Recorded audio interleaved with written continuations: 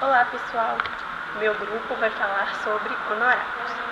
A remuneração do advogado que não decorra de relação de emprego é denominada honorários.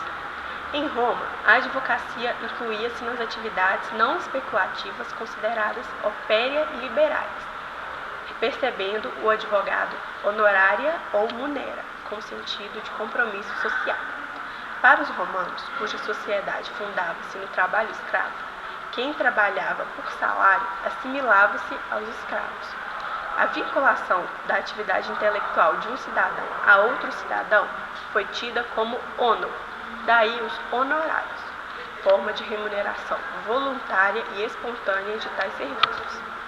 Mas, até mesmo em Roma, apesar de a lei Cíntia, que data de 205 a.C., vedar doações remuneratórias, é duvidosa a afirmação de que o ministério privado do advogado era gratuito, sendo enganoso o termo honorário.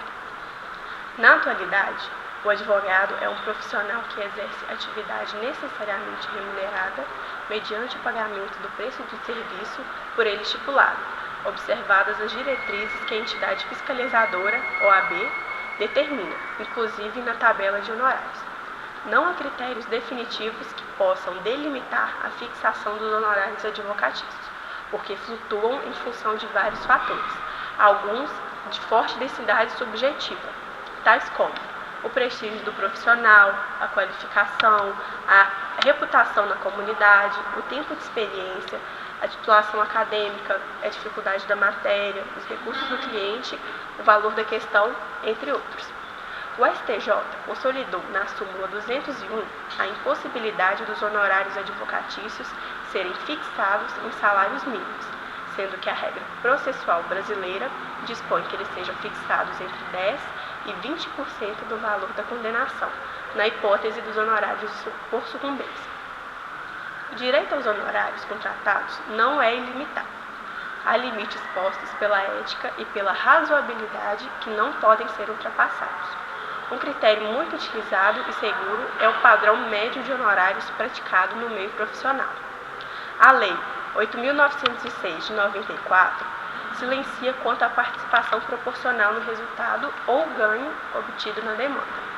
Sempre que possível, deve ser evitado, de acordo com Paulo Lobo, porque ele não contribui para a dignidade da advocacia, sendo que o advogado é remunerado em função de seus serviços profissionais. O Código de Ética e Disciplina, em seu artigo 38, ao contrário da maioria dos códigos deontológicos, admite em princípio a participação proporcional no resultado, observados alguns limites, sendo que a cota do advogado deve ser constituída de pecúnia, proibida a participação em bens do cliente, salvo quando este não dispuser de condição pecuniária e tenha havido contratação por escrito nesse sentido.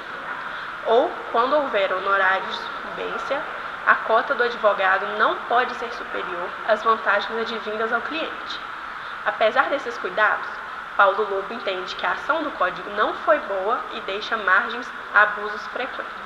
Olá, tudo bem? Meu nome é Diácono e eu vou falar aqui sobre os honorários advocatícios, que são três tipos, né? A gente tem aqui os honorários convencionais ou quota litis, os honorários judicialmente arbitrados ou arbitrados judicialmente, né? E os sucumbenciais. No caso aqui, eu vou pontuar mais os dois primeiros que eu tinha falado, né? Que é o convencional e o arbitrado judicialmente. Vamos lá. Os honorários convencionais ou quota litis, como o nome já diz, são os honorários que são convencionalmente aí utilizados, empregados pelos advogados aí que estão exercendo a profissão, né? Eles são assim cláusulas pré-estabelecidas, né? Diz o seguinte, na verdade, né? Que é lícito que o advogado coloque na contratação, na sua contratação, uma cláusula de sucesso, né? Caso ele venha ganhar essa ação, um valor, né, pré-estabelecido entre as partes, segundo o artigo 35 do Código de Ética e Disciplina dos Advogados, né, diz aí que esse valor ele tem que ser pré-estabelecido, até mesmo em caso de acordo, esse valor ele também ele tem que ser pré-estabelecido. Pode ser, na verdade, aí um valor para ambas as coisas, né, que no caso, ou no caso de uma ação seguir até o final e ser determinado por sentença do juiz, do magistrado, ou então por um acordo. Perfeito?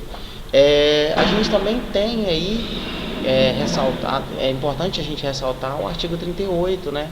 Também do Código de Ética e Disciplina dos Advogados, que diz que, lá mais simplificadamente, diz que o advogado ele não pode receber, juntando aí no caso os honorários convencionais e os sucumbenciais, valor que excede o valor do seu cliente, né? A gente deve também ressaltar aí que os honorários convencionais, eles não se confundem com sucumbência, tá bom? O advogado ele pode receber ou um ou outro ou ambos, perfeito? Agora eu vou falar um pouco sobre arbitramento judicial, né? Nesse caso aí, ele ocorre quando há um descumprimento aí, vamos dizer, né? Que haja um descumprimento do artigo 35, né? Não seja estipulado aí no contrato de trabalho entre o advogado e na contratação, né, do advogado e o cliente, não seja estipulado um valor para a ação. Esse valor vai ser estipulado pelo juiz, né? Muitos juízes aí eles acabam se focando aí em alguns parâmetros. Eu vou citar aqui dois parâmetros aí que são muito bem pontuados aí, que é a compatibilidade com o trabalho realizado dentro e fora do processo judicial, incluindo o tempo, a proficiência, a quantidade e a qualidade das peças produzidas, entendeu? A média de remuneração praticada pelos profissionais, né, nesse tipo de caso, em casos semelhantes, a participação de mais profissionais, as despesas e deslocamentos do advogado. Isso aí são algumas coisas que o juiz ponta, alguns pontos, né, que o juiz ele se embasa para estar aí estipulando aí, né? A gente também tem que falar sobre o valor econômico da ação, né, relativa ao qual foi estipulada a porcentagem, segundo a média praticada também pelo profissional.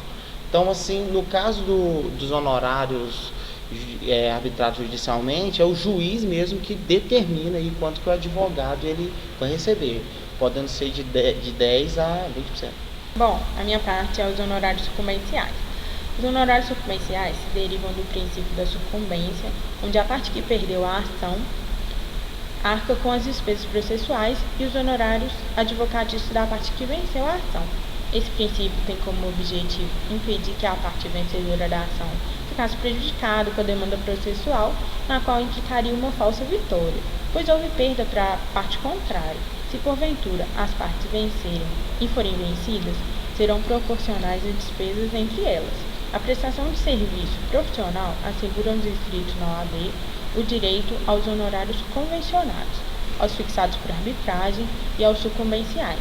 Os honorários incluídos na condenação por arbitragem ou sucumbência pertencem ao advogado, tendo esse direito autônomo para executar a sentença nesta parte, podendo requerer o precatório, quando necessário, seja expedida em seu favor.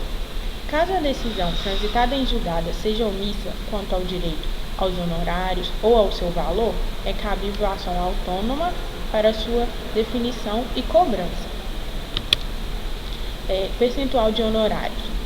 Os honorários serão fixados entre o mínimo de 10% e o máximo de 20% sobre o valor da condenação, sendo atribuídos os critérios: o grau de zelo ao profissional, o lugar da prestação de serviço, a natureza e a importância da causa, o trabalho realizado pelo advogado e pelo tempo exigido para o seu trabalho. Tais critérios estão elencados no artigo 20 do Código Civil. Existe também a sucumbência extrajudicial, como disposto no artigo 389 do Código Civil, onde o não cumprimento da obrigação, o devedor responde por perdas e danos, com mais juros e atualização monetária, segundo índices oficiais regularmente estabelecidos e honorários de advogados. O direito ao recebimento dos honorários sucumbenciais é indisponível, não podendo ser objeto de negociação em contrário, intervendo-se o entendimento jurisprudencial. A lei culmina com a consequência da nulidade. Qualquer disposição negocial que o afaste, inclusive quando se tratar de convenção coletiva entre representantes de trabalhadores e do empregador. Bom, pessoal, concernente aos modos de pagamento dos honorários advocatícios, quando eles não forem pré-estabelecidos contratualmente, eles vão seguir supletivamente o previsto no Estatuto da Ordem. que prevê um primeiro pagamento com o início dos serviços, um segundo pagamento com a decisão de primeira instância e um terceiro pagamento com o fim do processo. As formas de cobrança dos honorários advocatícios, para nós entendermos elas melhor, primeiro nós temos que já ter um entendimento de que os honorários advocatícios constituem títulos executivos, tanto judiciais quanto extrajudiciais. Os judiciais vão decorrer de honorários de sucumbência ou impostos arbitrariamente pelo juiz. E os extrajudiciais, os que forem pré-estabelecidos contratualmente. De suma importância também entendemos que os honorários advocatícios eles constituem crédito privilegiado, possuindo caráter de primeiro lugar em concorrência com demais ações e também configuram caráter alimentício. Então vocês veem a importância dos honorários advocatícios para uma melhor compreensão do assunto que nós estamos tratando, né?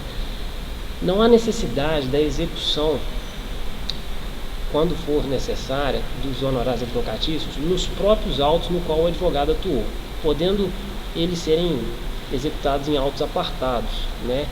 De maneira assim a facilitar até mais o processo e de forma mais simplificada, né? Outra questão também que nós precisamos entender é que quando for subestabelecido, né, um novo advogado, esse advogado não pode ingressar com a execução diretamente contra o cliente no qual ele defendeu, devendo ele procurar o advogado que o subestabeleceu e assim os dois, de forma conjunta, fazerem a execução daquele título executivo, né? O direito dos honorários advocatícios, ele integra o patrimônio civil do advogado. Portanto, ele pode ser transmissível, né, aos seus herdeiros e tal, de maneira qual que pessoas posteriores podem fazer a execução desse título executivo. Bom, os honorários contratados ou fixados em sentença judicial são devidos, ainda que o cliente realize acordo com a parte contrária. Mas pode, no entanto, o advogado concordar em reduzir os seus honorários, apesar de não ser defendida essa tese muito pelo Estatuto da Ordem, porque afetaria as despesas no qual o advogado tem na atribuição da sua função. Outra coisa importante que nós devemos ponderar é que já existe entendimento superado por parte do STJ no intuito de quem será a competência no julgamento das ações referentes a honorários advocatícios. E tal entendimento define que será da Justiça do Trabalho a competência para processar e julgar as ações de cobrança de honorários advocatícios contratuais em razões de serviços prestados com cunho de ação trabalhista. O Estatuto da Advocacia e da OAB estabelece uma regra de prescrição especial relativa à pretensão de cobrança dos honorários de advogado. O prazo fixado é de 5 anos. O Estatuto refere-se de forma correta à ação, porém, não é a ação que é atingida pela prescrição, e sim a pretensão. O artigo 206, parágrafo 5º, inciso 2, do Código Civil manteve idêntico o prazo prescricional para a pretensão dos profissionais liberais, em geral, e procuradores judiciais, contado a partir da conclusão dos serviços da cessação dos respectivos contratos ou mandato. Para o Estatuto, o termo inicial é o dia útil seguinte a uma das seguintes hipóteses. A primeira hipótese é o termo final do contrato escrito. Esta deverá ser a regra. No entanto, o Estatuto utiliza a locução vencimento do contrato, que deverá ser entendido como termo final do prazo de prestação pecuniária devida pelo cliente. Havendo mais de uma prestação pecuniária, o vencimento do contrato será correspondente ao da última. A segunda hipótese trata do trânsito em julgado da decisão judicial, que fixar os honorários de sucumbência ou por arbitramento. A terceira hipótese trata do encerramento comprovado e efetivado dos serviços profissionais extrajudiciais contratados. Nesse caso, se não houver contrato escrito, os honorários serão arbitrados judicialmente, reabrindo-se novo prazo prescricional, com fundamento no item anterior. A quarta hipótese trata da desistência da ação, considerada a data do trânsito em julgado da decisão que decretar a extinção da ação. A quinta hipótese trata da transição amigável ou judicial entre o cliente e a parte contrária. Na primeira hipótese, a partir da data do contrato de transação, e na segunda hipótese, a partir da decisão que a homologar. A sexta hipótese trata da renúncia do mandato, por ato do advogado, a partir do encerramento do prazo de 10 dias seguintes à notificação expressa que fizer ao cliente, salvo se for substituído antes do término desse prazo. A sétima hipótese trata da revogação do mandato, considerando-se a data da notificação do cliente recebida pelo advogado, ou da comunicação do cliente da nomeação de outro mandatário.